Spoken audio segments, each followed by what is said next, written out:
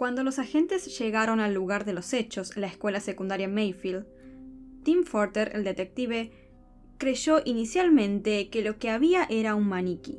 Sin embargo, a medida que se acercaba, la presencia de una gran cantidad de moscas y un fuerte olor demostró que se trataba de otra cosa. Todos quedaron espantados con lo que vieron.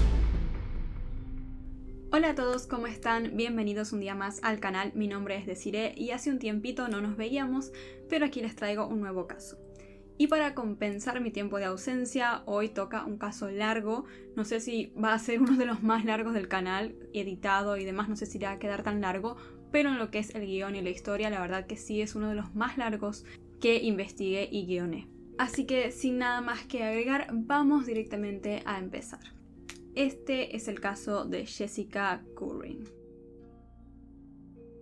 El día 30 de julio del año 2000 llegó un aviso a la policía de Mayfield, Kentucky, en Estados Unidos. Habían hecho un descubrimiento perturbador en la escuela secundaria Mayfield. El detective de nombre Tim Forter fue enviado a investigar. Cuando llegó al lugar, Forter quedó espantado con lo que vio, pues en la parte de atrás de la escuela se encontraba el cuerpo de una joven mujer. Tanto su piel como muchas de sus prendas de ropa estaban muy quemadas, y su ropa interior le había sido arrancada salvajemente. Un cinturón carbonizado yacía junto a ella. A unos 20 pies de distancia había una gran mata de cabello y una botella de plástico vacía, que olía fuertemente a gasolina. La verdad era que el detective Forter no tenía mucha experiencia como detective. Este era su primer caso criminal. En cuanto vio la escena del crimen, supo que el caso estaba totalmente fuera de su alcance, pues no sabía nada sobre lo que tenía que hacer ante una escena como esta, ni nada sobre la recopilación de pruebas forenses. No tenía idea de qué debía hacer ante este caso. El cuerpo de la joven estaba en un área cubierta de evidencia interesante para la investigación, pero solo algunas de estas pruebas llegaron a la comisaría para ser investigadas. Algunas piezas se quedaron atrás y otras se perdieron en el camino a la estación. La falta de cuidado con la evidencia continuó una vez que llegó a la estación de policía, pues mucha de esta evidencia se mezcló con la de otros casos, se perdieron piezas. Prácticamente no pudo haber un peor trabajo en el manejo de evidencia que el que hizo el departamento de la policía de Mayfield en este caso.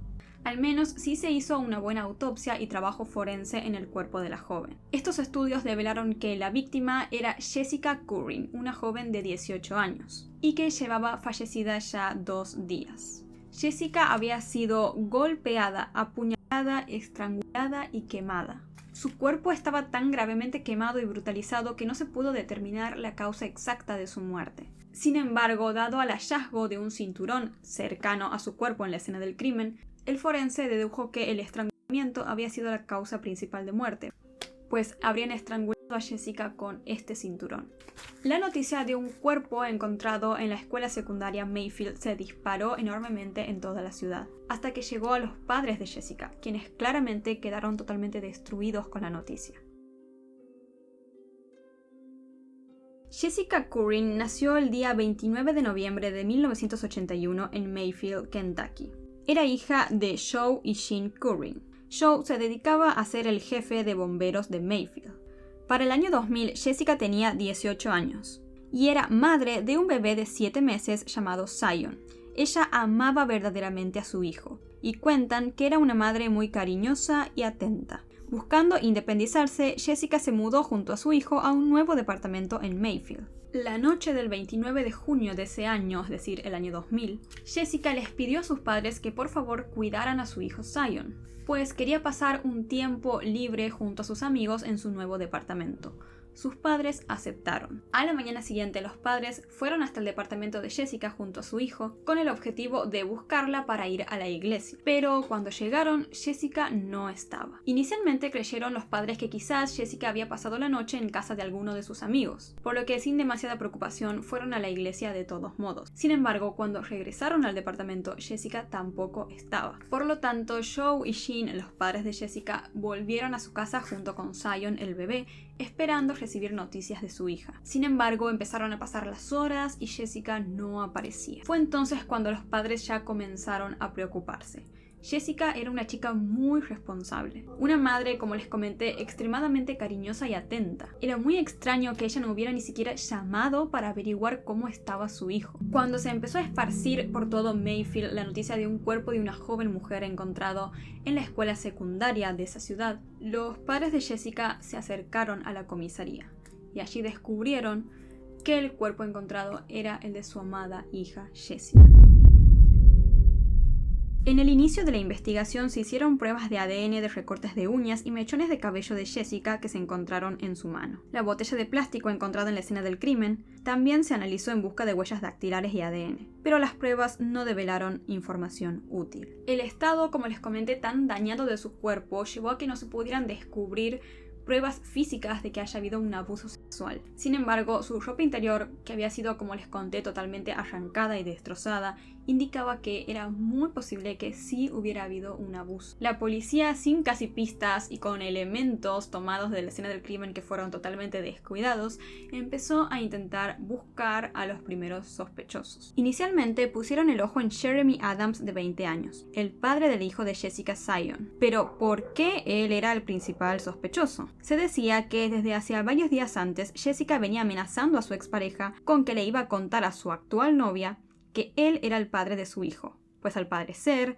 esta chica no lo sabía. El detective Tim Forter fue a hablar con Jeremy Adams. Adams era un consumidor de drogas y un delincuente. Cuando el detective fue a hablar con él, estaba en la cárcel por cargos que tenían que ver con las drogas. Pero cuando sucedió el crimen, él estaba en libertad, por lo que tranquilamente podría ser el culpable. Cuando los dos hombres se sentaron juntos a charlar, el detective sacó una selección de imágenes de la escena del crimen. Al ver las fotos, Adams quedó atónito. Sin embargo, no le dijo nada a Fortner que le sugiriera que estaba involucrado en el hecho, por lo que el detective se fue con las manos vacías. Pero Adams le contó a su compañero de celda, un sujeto de apellido Roberts, lo que había charlado con el detective y las imágenes que había visto. Roberts, creyendo que le podría traer algún beneficio, fue a hablar con el carcelero y le dijo que Adams sabía mucho más sobre el crimen de Jessica de lo que le había contado al detective. Al enterarse de esto, los detectives volvieron a la cárcel, pero esta vez para hablar con Roberts.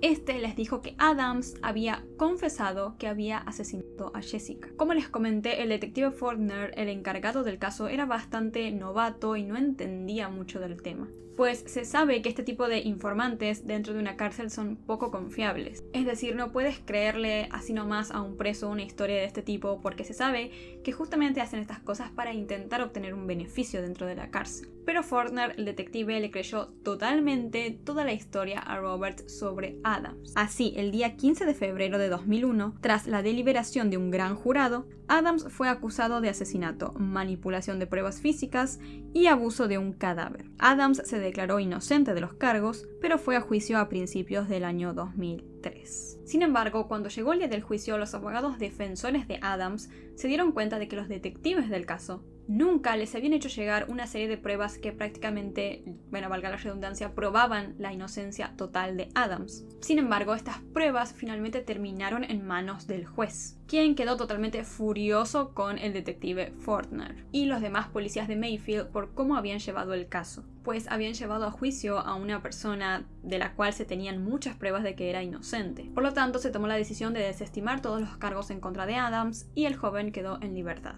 El detective Fortner nunca logró componerse tras la gran humillación y terminó renunciando a la policía. El manejo del caso de Jessica demostró que los oficiales de policía de Mayfield estaban muy mal capacitados y muchos de ellos no hacían para nada bien su trabajo. Por ejemplo, el asistente de jefe de policía que había puesto a Fortner en el caso fue suspendido después de vender una videograbadora y un estéreo, los cuales eran pruebas de otro caso que estaba siendo investigado. Más allá de todo esto, como se darán cuenta, el caso de Jessica había sido un caso totalmente mal investigado desde el momento 1. Habían pasado 3 años y no había culpables ni siquiera sospechosos. Entonces, ¿quién había asesinado a Jessica? En el momento más impensado apareció alguien inesperado, que volvería a dar luz a la investigación.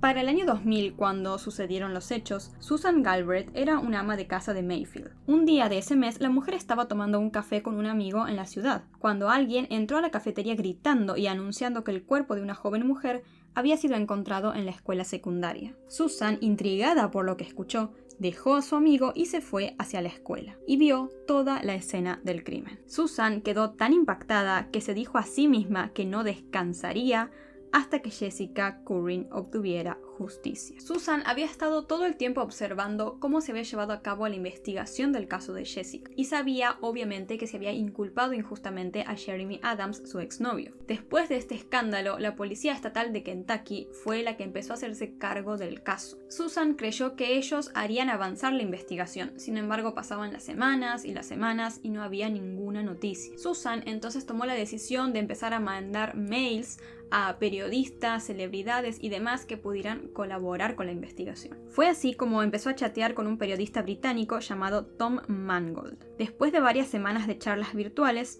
Tom decidió viajar hasta Estados Unidos para investigar el caso. El periodista llegó a Mayfield en 2004, 4 años después del asesinato de Jessica Currin. Tom y Susan empezaron a trabajar juntos en la investigación. En la ciudad empezó a esparcirse la noticia de que una ama de casa se había aliado junto a un periodista para justamente investigar el caso de Jessica Currin. Y claramente nadie confiaba en que ellos pudieran lograr llegar a algo. Pues, ¿por qué dos personas que ni siquiera son detectives podrían avanzar en una investigación que ni siquiera la policía pudo resolver? Lo que los habitantes de Mayfield no sabían era que estaban muy equivocados en no confiar en esta nueva pareja de investigadores. Susan y Tom empezaron su investigación y se decidieron por hablar en primer lugar con una persona en particular, Jeremy Adams. Aunque ya se habían eliminado los cargos en su contra por el crimen de Jessica, el hombre seguía en la cárcel por delitos menores que tenían que ver con las drogas. Jeremy les dio a los nuevos investigadores algunos nombres que pensó que podrían ser útiles, pero más allá de eso no pudo ser de mucha ayuda. Sin embargo, Susan y Tom decidieron ir a visitar y a hablar con Donna Adams, la madre de Jeremy, quien, sorprendentemente, tenía mucho que decir sobre la noche en la que Jessica fue asesinada. Esa noche del 29 de julio, Donna contó que había habido una fiesta salvaje alimentada por las drogas y el alcohol a la que muchos de los jóvenes de Mayfield asistieron. Mientras Donna contaba todo esto, no dejaba de mencionar un nombre en particular, Quincy Cross, un traficante de drogas que vivía al otro lado de la frontera en Tennessee. Después de obtener este dato, Susan y Tom se dedicaron a localizar e investigar a todos los jóvenes que habían asistido a esa fiesta aquella noche. Descubrieron que el evento se había llevado a cabo en la casa de un joven llamado Greg Starks. Quincy Cross, este hombre que Donna había mencionado muchas veces, había asistido a la fiesta, y también lo había hecho una amiga de Jessica, llamada Vinisha Stubblefield. Susan y Tom se dirigieron a hablar con Greg Starks, el dueño de la casa en donde se había hecho la fiesta. Greg contó que Quincy Cross, alrededor de las 5 de la mañana, le había pedido prestado su auto porque quería encontrar mujeres. Greg estuvo de acuerdo y se lo prestó. Por otro lado, Susan también había encontrado un informe hecho por el ayudante del alguacil del condado de Graves, quien había parado el auto que manejaba Quincy a las 7:50 aproximadamente de la madrugada en la cual se llevó a cabo la fiesta. El informe decía que había un fuerte olor a gasolina que emanaba del interior del auto, y que parecía que Quincy incluso se había derramado un poco de gasolina sobre sí mismo. El alguacil también notó que Quincy no llevaba cinturón, no el de conducir, sino del pantalón, digamos, y que incluso estaba como si estuviera como subiéndose los pantalones. A pesar de todo esto, finalmente el alguacil decidió dejar ir a Quincy y él volvió a la fiesta, que aún continuaba. Cuando regresó, Greg Starks notó que Quincy ya no tenía puesto el cinto o cinturón, como ustedes le digan, que tenía antes de irse de la fiesta. Acordémonos que en la escena del crimen se había encontrado un cinturón con el cual se cree que le quitaron la vida a Jessica. Más tarde, durante esa mañana, el alguacil detuvo a Quincy, pero por posesión de drogas. Después de 2 semanas de investigación continua, Susan y Tom sintieron que habían reunido suficiente información para implicar a Quincy Cross en el asesinato de Jessica. Fueron a la policía estatal de Kentucky con lo que tenían y le entregaron su trabajo a uno de los agentes. Pero estos no le prestaron demasiada atención. Lamentablemente para este punto Tom ya tenía varias cosas que hacer en su país, por lo que tuvo que regresar. Sin embargo, Susan estaba aún decidida a continuar con la investigación, a pesar de que la policía no la estaba tomando en serio y de que su pareja, compañera de investigaciones, se había ido. Sin embargo, ella decidió mantenerlo al tanto de todos los avances. A principios del año 2005, Susan se dio cuenta de que Quincy Cross la había estado observando en secreto, pues el sujeto sabía que ella estaba llevando a cabo su propia investigación sobre el crimen de Jessica, y no le gustó para nada la idea de que lo investigaran a él. Susan, por lo tanto, al saber que la estaban observando, armó un plan para enfrentarse a Quincy. Iba a decirle a una prima de este, a quien conocía a través de un amigo, que estaba escribiendo un libro sobre el caso de Jessica Curran y que quería darle a Quincy la oportunidad de contar su versión de la historia. La prima de Quincy habló con él y él aceptó reunirse con Susan. Susan habló con un agente de policía y le contó lo que estaba por hacer. Quedaron en que mientras sucediera el encuentro de Susan con Cross, este agente de policía estaría en un auto camuflado vigilando por si algo malo sucedía. De esta manera, el día 25 de febrero del año 2005, Susan se reunió junto con Quincy en la casa de su prima. El hombre le hizo una serie de preguntas a Susan sobre aspectos del crimen que ella estaba segura de que no eran de conocimiento público. Por ejemplo, quería saber si se había encontrado ADN en la botella junto al cuerpo de Jessica, pero Susan sabía que nunca se había mencionado de forma pública que se había encontrado una botella en la escena del crimen. Susan, tras escuchar todo esto cuando terminó la reunión con Quincy Cross, se sintió bastante esperanzada. Creyó que la conversación que había tenido junto con él, más toda la información que ella ya había reunido sobre el caso y el hecho de que Quincy Cross la había venido acosando durante el último tiempo, podría hacer que la policía investigara a Quincy Cross. Sin embargo, los agentes de policía le dijeron que no era suficiente. Mientras tanto, el padre de Jessica, Joe Curran, estaba cada vez más desesperado por la falta de progreso en la búsqueda del asesino de su hija. Por esto, Joe decidió que no podía quedarse sentado y esperar más tiempo sin hacer nada. De esta manera comenzó a organizar y dirigir manifestaciones, se acercó a organizaciones nacionales de derechos civiles y también apeló al fiscal general del estado de ese momento, para que la FBI, la Oficina de Investigación de Kentucky, se hiciera cargo del caso. En otoño del 2006, gracias a los esfuerzos de Joe, el fiscal general accedió a que la FBI se hiciera cargo finalmente del caso de Jessica Curran. Casi al mismo tiempo, Susan creó una página de MySpace que tituló Justicia para Jessica. Además de ser un sitio conmemorativo, Susan esperaba que pudiera animar a alguien con información sobre el crimen a dar un paso al frente. Ya habían pasado 6 años y él o los asesinos de Jessica seguían libres. En febrero del año 2007, los esfuerzos de Susan dieron sus frutos. Llegó un mensaje de alguien que, al parecer, su conciencia le había estado pesando durante los últimos 6 años. Una persona que estaba dispuesta a develar todo lo que sabía del caso de Jessica Curran.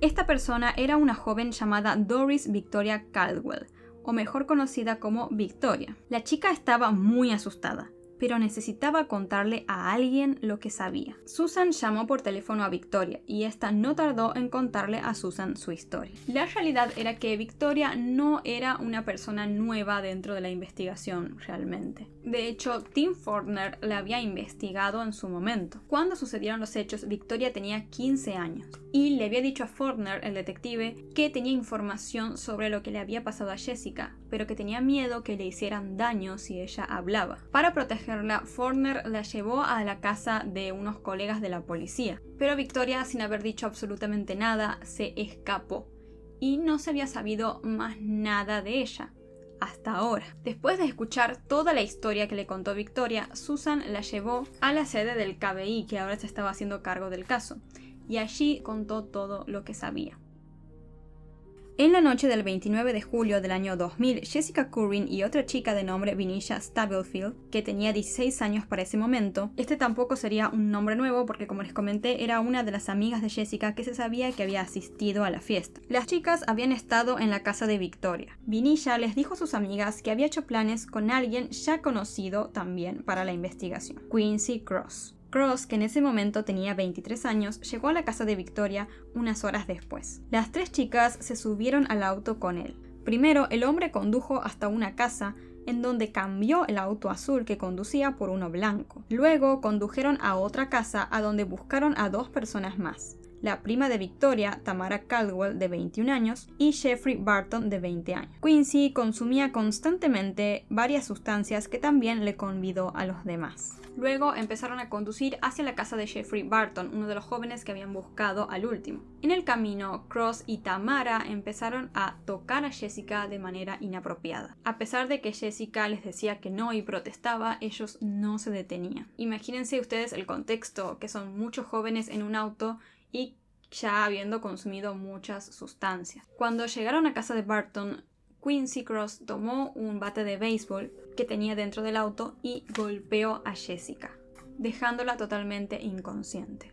Después de esto, Cross y Barton llevaron a Jessica hacia el dormitorio y la acostaron en la cama. Victoria los siguió.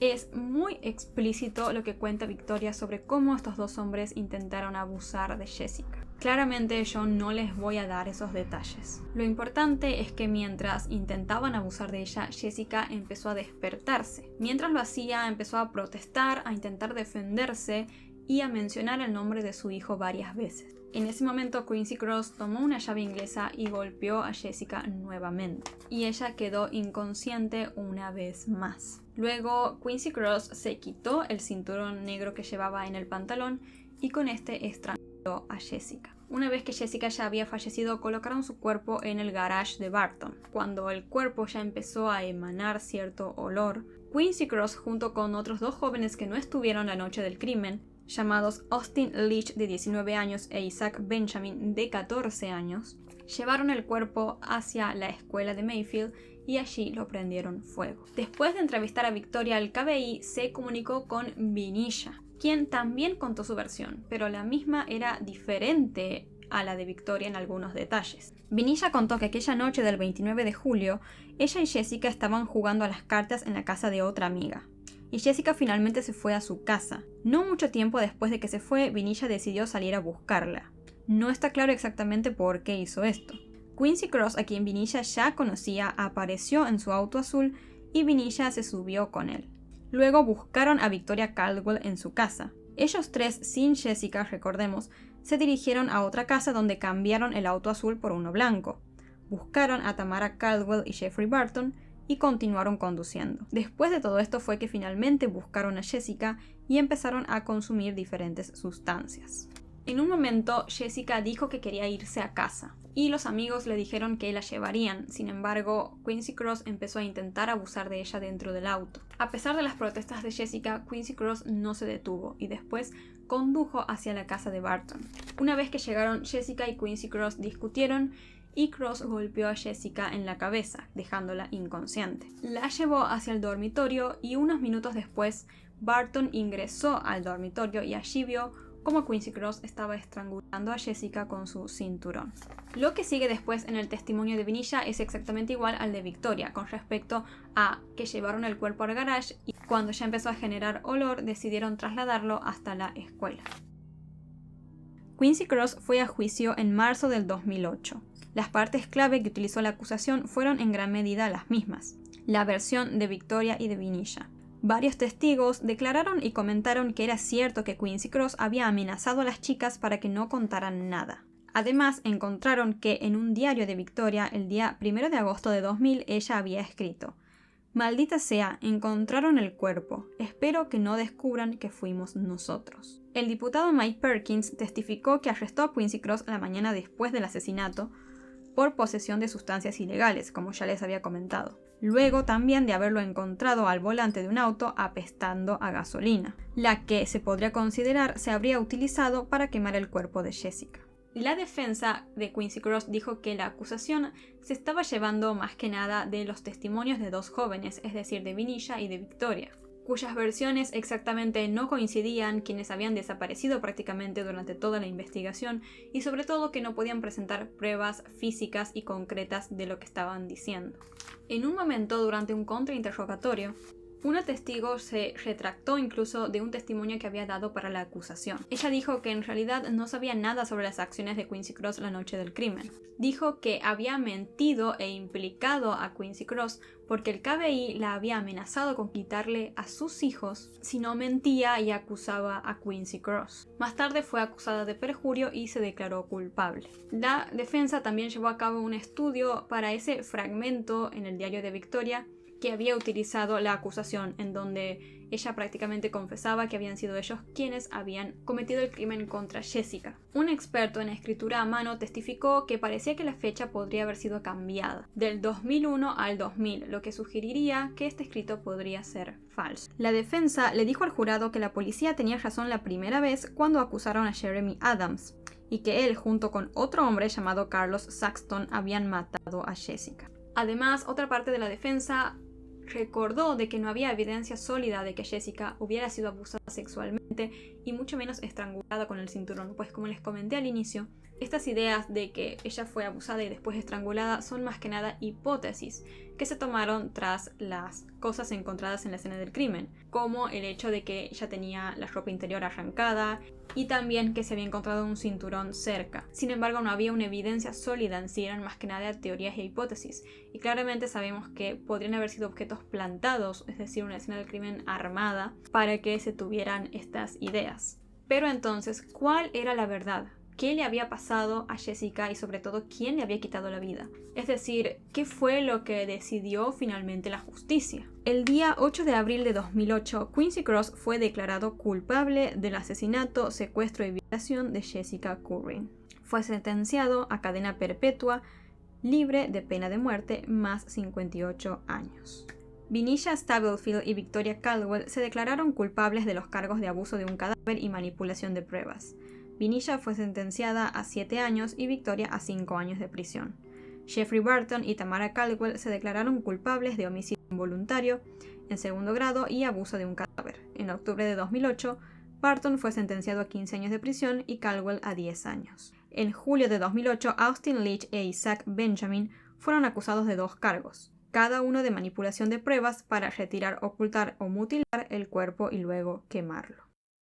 Poco después de que fuera declarado culpable, Quincy Cross habló con los periódicos y mantuvo su inocencia. Dijo que él directamente ni siquiera conocía a Jessica y que no participó de su asesinato. También negó conocer a Jeffrey Barton o Tamara Caldwell, a Victoria y a Venetia. La verdad saldrá a la luz. Todo depende de mí y de Dios. Si Dios sabe que no lo hice y yo sé que no lo hice, ¿por qué debería preocuparme por lo que el resto del mundo piense de mí?, dijo Quincy Cross.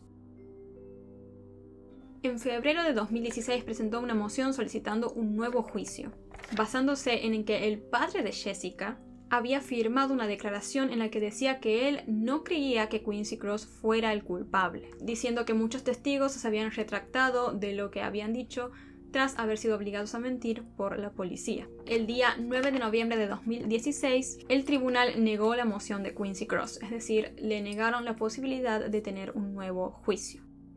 Hoy en día, Quincy Cross tiene varios seguidores que creen que es inocente. Hay una petición en change.org titulada Free Quincy Cross, que se hizo hace poco dentro de todo. Y ahora me gustaría mucho saber, ¿qué opinan ustedes de este caso? ¿Será que habrán detenido una vez más a un inocente? ¿O que antes quizás dejaron libre al verdadero culpable y que aquel novato detective, es decir, Faulkner, tuvo razón desde un principio? Más allá de todo, sabemos que lo más importante es que se pueda descubrir al verdadero culpable y que Jessica pueda tener justicia. Me gustaría mucho leer en los comentarios qué opinan ustedes o cuál es su hipótesis de todo este caso. Mi opinión personal es que está muy difícil justamente por el hecho de que no hay pruebas físicas de nada. Todo siempre se llevó a cabo en base a testimonios, a cosas que contaban testigos. Y bueno, sabemos, ya les comenté que hay varias cosas turbias detrás de todo eso. Faulkner se llevó inicialmente de un testimonio, es decir, de lo que le contó el compañero de cárcel de Adams. Y el FBI después se llevó también para enjuiciar a un culpable de también testimonios de las chicas, sin tener pruebas sólidas y físicas y concretas en contra de nadie. Creo que lo peor de todo este caso fue el mal manejo que tuvo toda la evidencia desde un principio. Quizás en algunos de esos materiales se podría haber encontrado algo, pero fue tan mal manipulado, tan descuidado, que terminó prácticamente siendo inservible. Como se pudo ver, este caso se manejó mal desde el día 1 hasta básicamente hoy, que sigue toda esta situación. Y por donde los mires es muy grave porque si llega Quincy Cross verdaderamente a ser inocente, no solamente que Jessica aún no tuvo justicia, sino que también está pasando un hombre inocente mucho tiempo y quizás pase toda su vida en la cárcel. Entonces es grave por donde se lo mire. Y bueno, sabemos que muchas veces los agentes del orden tienen como esta cierta presión por resolver casos o encontrar solución culpable y buscan agarrarse como de lo primero que puedan, ¿no? Como del sospechoso más sólido que haya. Pero bueno, esperemos que este no sea el caso, que verdaderamente si Quincy Cross es el culpable, que de verdad pague, y si no, que se descubra la verdad, porque si no, Es de verdad muy injusto por todos lados donde se lo mire. Este fue el caso de hoy, espero les haya resultado de interés. Si les interesa en general este tipo de contenido, los invito a suscribirse al canal y activar la campanita de notificaciones para que YouTube les avise cada vez que suba un nuevo video. Antes de irme les dejo como siempre por acá en mis redes sociales, por acá un botón para que puedan suscribirse y por acá abajo videos y una lista de reproducción recomendada para ustedes. Muchas gracias por verme, les mando un beso enorme, cuídense mucho y yo los veo la próxima.